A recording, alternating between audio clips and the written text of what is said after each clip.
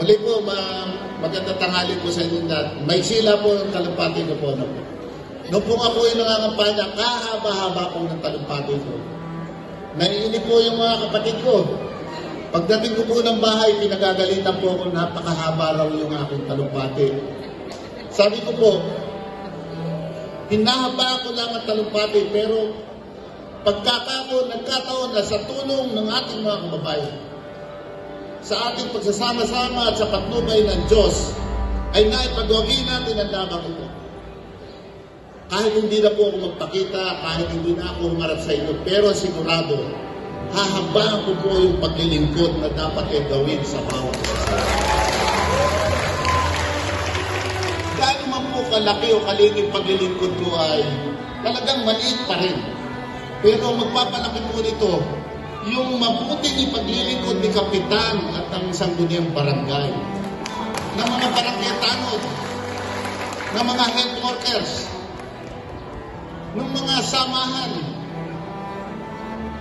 Pero ang mabuti po rito ay tayo ay nagkakasundo at nagtutulungan. Yung tulong po ni Vice Mayor, ng ating mga kusihal, ni Mayor, ng ating gobernador, ng ating Pangulo, yan po'y kailangan natin pagsamasamahin natin.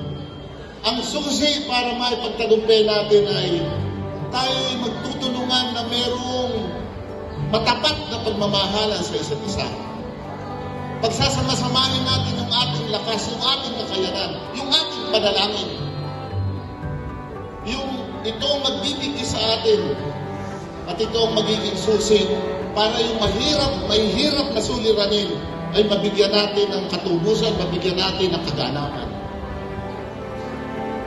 Yung pong pagiging isang malaking pamilya natin, ang susi para ngayon at sa darating po mga araw, ay patuloy na dumating yung solusyon sa suliranin ng bawat isa sa atin, ng bawat isang pamilya, ng ating bayan, ng unang distrito, ng lalawigan ng Bulacan at ng maging bansang Pilipinas.